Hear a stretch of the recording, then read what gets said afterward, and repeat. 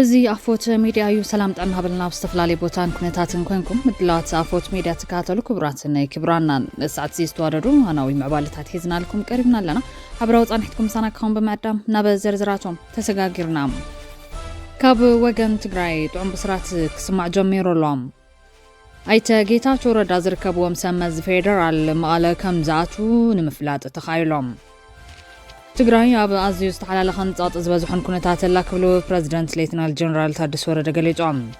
ብኻሊ ዜና ብለይቲ ብዝተፈጸመ መጥቃዕቲ ኣዛዚ ሰራዊት ከም ዝተቐተለ ንምርግጋጽ ተኻይሉሎም ኣሜሪካ ኣብ ልዕሊ ኤርትራ ዘነጻጸረ ስጉምቲ ከም ዝጀመረት እውን ኣፎት ሚድያ ንምስማዕ ኽኢሉ ኣሎ ነዚኣቶም ካልኦት ተገደስቲ ዝበሉ ናይ ምዕባለታትን ጸብጻብ ኣፎት ሚድያ ሰዓት እንሆም ብቐዳምነት ኣብቲ ሰፊሕ ከባቢታቱ ብሰራዊት ኤርትራ ዝተተሓዘ ወረዳ ኢሮብ ህፃናት ተጠቀምቲ ክታበት ፀረ ሕማም ፖሊዮ ንምግባር ዝኽእል ሙሉእ ምድላው ሶሙያ ጥዕናን ሕብረተሰብን ከም ዘሎ ተገሊጹ ኣብ እንታይነት ሕማም ፖሊዮ መንገድታት ክታበት ምክልኻልን ከይዳ ኣፈጻጽማን ኣብ ዝዝቲ መድረኽ ሶሙያ ጥዕና መዳርግቲ ኣካላትን ተወከልቲ ማሕበረሰብን ተረኺቦም እዮም ኣብ ቤት ጽሕፈት ጥዕና ወረዳ ኢሮብ ከይዲ ስራሕ ምክልኻል ሕማማት ኣይተ ኣድሓኖም ገብረ ኣበዝጊ ፖሊዮ ሓደ ካብቶም ኣብ ወረዳና ከይተኸተቡ ዝተረኸቡ ጣብያታት ኣራዕ ወርዓትለ ከም ወንዶሃን ከም ዝነበሩ ብምግላጽ ሕዚ ብመጠንን ዘርግሕን ኩሉ ተበጻሕን ምግባር ዘኽእል ድልውነት ምህላው ሓቢሮም ይብል ርክብን ሓበሬታን ወረዳ ኢሮብ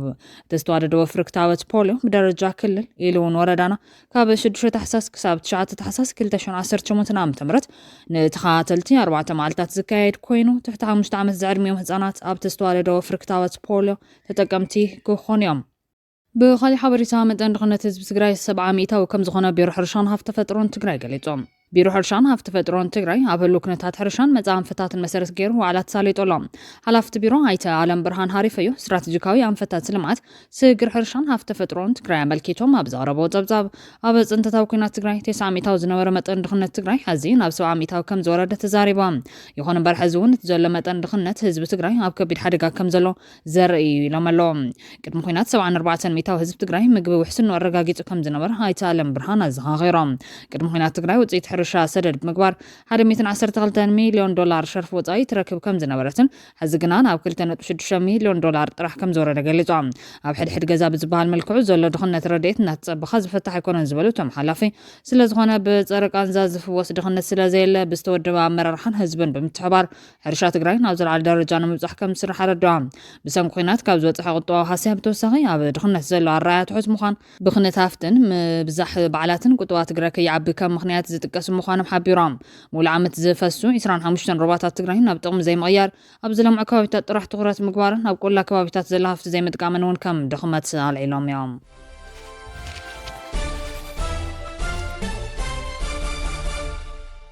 ተቀዳዳማይ ብሽክሌታ ለገሰ ሰለሞን ሜዳልያ ብሩር ተዓዊቱ ኣብ አንጎላ ይካየደው ዘሎ ራብዓይ ትሕቲ 17 ዓመት ጸወታታት ስፖርት ኣፍሪካ ኣብ መዛዘሚ ውድድር ኢትዮጵያ ብውድድር ብሽክሌታ ውድድር ሜዳልያ ብሩር ተዓዊታ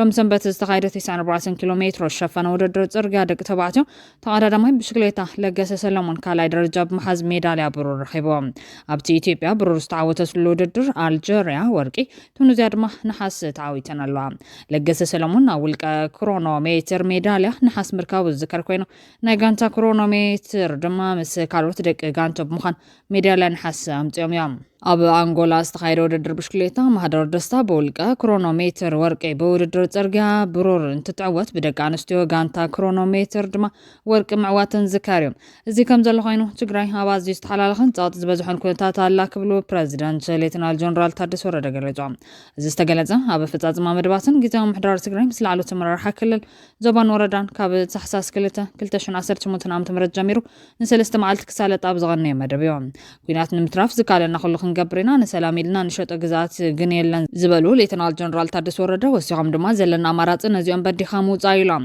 ከም ሓበሬታ ቤት ጽሕፈት ፕረዚደንት ብዝተፈላለየ መንገዲ ዕፅዋ ክውስኽን ክትሓላለኽን ዝገብር ምንቅስቓስ ብዙሕ እዩ ብምዃኑ ድማ መጠን እቲ ሓደጋ ልዑል ከም ዝበሉ ድሕሪ ምሕባር ጸጊም ምኒልካ ጠሪዕኻ ዝሰምዐ ካብ ዘየለሉ ዓለማዊ ኩነታት ኢና ዘለና ዓድታት ናይ ባዕለን ድሌት ዘቐድማሉ እንተሞትካ እውን ዝሰምዐ ካብ ዘየለሉን ንሰብኣውነት ዝዋሃብ ትኹረት ኣብ ዝቐነሰሉን ዓለም ለኻዊ ኩነታት ከም ዘለን ሓቢሮም ብተወሳኺ ድማ መራርሓ ዞባን ወረዳን ኣብ ውሽጢ ትግራይ ዝርዝርን هلون حدقا متراف تخرتي بمكسر حق بايلم بريزيدنت جنرال تادس وردا بريزيدنت جيزام محدار تجري جنرال تادس وردا نزبلو لو محمش تتحسس كلتشون 18 عام تمرت اب استسالت مدرخ لو كنتات دحر خوينات حرشاف تفطرو تجري اب زغمغمو اليوم بريزيدنت جنرال تادس وردا كم زغلصو كاب دغن زمصنا هلون حدقا نمكلخال بعتب سرح كالي اكل بمهلاون اي زبان وردان مررحا بدغاوي محلقاتات كيتجنا كاوشت نزمصنا هلون حدقا نمتراف كربارب يقبام جدن بخلل كفتح زلو صقم نفتح كمان قصص عار كم زغورو زحبرو بريزيدنت تادس وردا بفلاي مررحا زبان وردان كاب كل استغانن حاجز كيتصبهي بعلم صقمم نفتح كدو اغنزيبام ابت لوم استسالت مدرخ አባላት ካቢኔ ግዛው ምሕዳር ሓለፍት ዞባታትን ወረዳታትን ትግራይ ኣብ ዝተረኸብሉ እንትኾን ፕሬዝዳንት ጀነራል ታደሰ ወረደ ኣብ ስራሕቲ ሕርሻ እጃም ዘለዎም ኩለን ኣብያተ ዕዮ ተዋዲደን ብምስራሕ ዝናብ ይሃሉ ኣይሃሉ ብዘይገድስ ትግራይ ካብ ሕርሻ ኣብ ሓደ ዓመት ክትረኸብ ዝግባእ ምህርቲ ክትረክብ ክፅዕራ ኣለዎን ኢሎም ኣብ መወዳእታ ድማ ሓደጋታት ተሸኪምካ ኣብ ዘይቕፅለል ኩነታት ኣለና ነዚኦም ድማ ሓደ ብምዃንን ስኽን ብምባልን ከምኡ ድማ ናይ ባዕልካ ዓቕሚ ብምጥራይን እዮም ዝፍትሑ ዝበሉ ሌተናል ጀነራል ታደሰ ወረደ ሓደ እንተኮይንና ዓቕምን ተጥሪናን ተሰማዕነትናን ናይ ምድርዳር ዓቕምናን ክብዘብል ከም እዩ ከም ዝበሉ ቤት ጽሕፈት ፕሬዝዳንት ይጸብጽቡ ዘሎም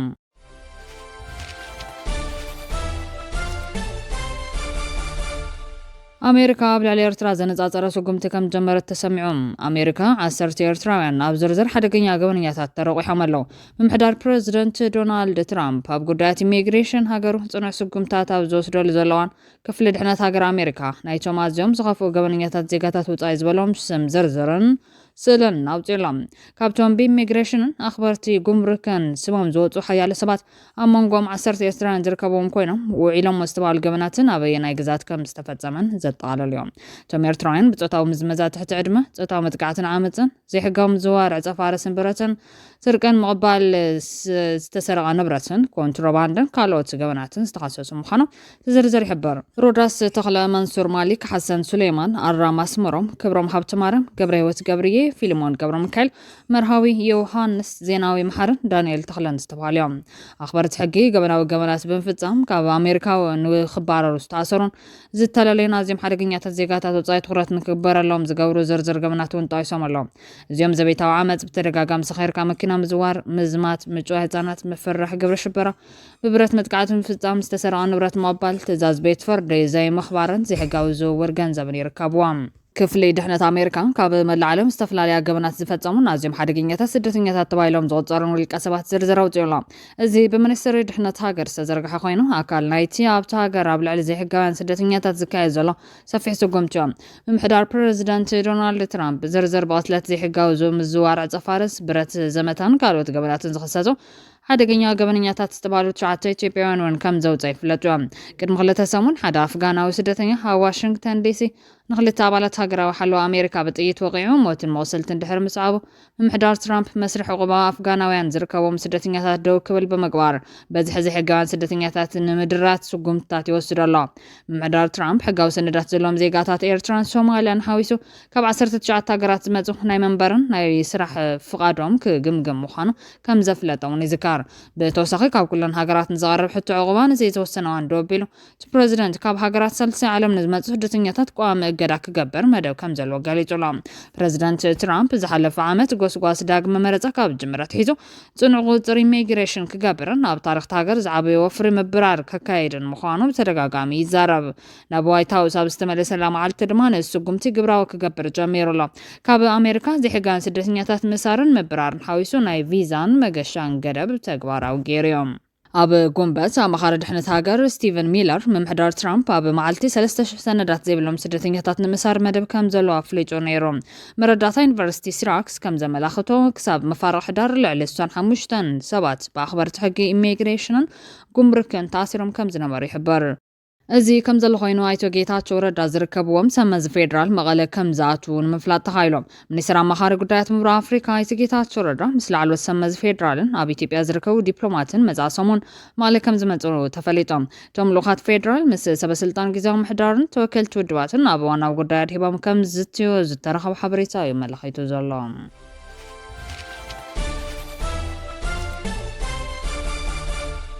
إسرائيل أب غزة بزفتمت متقعتي لعلو أزاز حماس قتيلام إسرائيل تمال غدام أب غزة بزفتمت متقعتي حد لعلو أزاز حماس كم زغتل تفليت الله أو تدراكم في حماس برجيد قاسم حالافي مفرعات وارزغنا رأيد سعد تعليبل سراويت إسرائيل انتقال تافين زوج حبرا مقلتين سعد حد كابتون فلوطات أزاز برجيد قاسم مخان زمن كوينو حماس بتكم شعته أب زكايد متقعتي حيال برجيدات مريحيوم وهب قلب حماس محضر سبيلا مكل محمود باسال نبي بسبب ذهب قال بتعمكنا استفدت قاعتي 4 سبات كم استعطلن حيالة سافرتي كم زوصل حبيرام أو تمتقعتي حجازي سعادن أبو إيماد على لافان استبالة تحت درجة زلو بعل سلطان ون كم استعطلوا حدا بغازا زركب بعل سلطان حماس نبي بس حبيرام BBC أب غازا بمنقص إسرائيل ريبورت كي جبر استقل كله زرزر نايت فزامة كرجاجت كالن زي حبراو مجلسي سعاد أم مدربة غازا بنتوقتن زموتو حيالو تدرت حتى مخانو يتكسوام سعاد أبال نايتا ورحة كمتي سمع مقراس تخصم استبتعها حدش استمسرت حموش تاولا زحافو تدربيت مخر مخاني قمات إسرائيل نسعاد كتكتب بترقاقام كمز فتنتين الجاريو سراويت إسرائيل مقابيت إسرائيل 24 أو كتما غازا أبزا كايدو عند بتاو سرحيت كحزوا ويقاتلوا كمز فتنوا زبزبات حبيرهم نيرام من جتات كمز حبروها بت أوان سعاد أبت إلاماز تقور لهنزا كوان تنبره قدمة متقعتي حد الدايك هاد مكيليو سعاد كابنا وحوانة تحيزو حد كابتهم أب إسرائيل أزيوم تدرلت زخون أبالتها مسكوينو سراويت إسرائيل دمان خلط عسرتات عمتات كقتلو كفتن صانيحون تناي قدام متقعتي أبتبا أمريكا زمرح سمع مقراس تخصي بعسرت تقمتي كاب زختم دحر نغازا زخفافة لبجا مسمر توهيلو أو تزوعن أو تحت غوزر فلسطينيين أو زركب بوتاي تفتجمان زخون زولو دما تغرت علم لغاو دبلوماسية أب كالاي معرف نايت ترامب نهما سعد كونو مفتحن غازا داقماين معبالن زحنتو مدب أو زخون اللواني غازا بترامب زمرح بورد سلام زقوازر غيزا مسقاقر محدار كتمرحن ببوليتيكا قليلتين كوميتي مهورات فلسطينيين دما كتقوازر مدب تتحيزو لالو أب غازا كوافر تتبيت زقبر لهم حايلتات ستا بخمي كم زوامون توركوان تزيكونا كاب استفلالي هاقرات مزعاق أب سلام كله جن تزبيت قبار أمودات أدما بعد مز فلسطين نت مريت كواترن حايلتات إسرائيل كابت خباب كسحبن يوم بدحري فلسطين جزار رسا وسان نكلو عنا بحاجرنت زمرحو حس من قد زغون كرم خونتن كمالايم قدر مستر إسرائيل بنجامين نتنياهو منجست فلسطين نمو قام زغار بتزاويس بترجع سلازنا تاجو بزح مداياتنا يتوترنا كاتعوين الله بريزيدنت أمريكا دونالد ترامب قدر مستر إسرائيل بنجامين نتنياهو أبتو قدرنا مزتاي إسرائيل شاتن تحساسا أمريكا كراهم مخانم تفليت لهم كبراتنا كبران بيتسب أفوت ميديا نسات زينا بهم كنبلهم زحزنا يوم حتى ارتوانا وزينا تعرفنا كم بيتنا سلتكات ولنا مسكن لايك شير سبسكرايب مقوار بيتسب أفوت ميديا خونو سسناين منام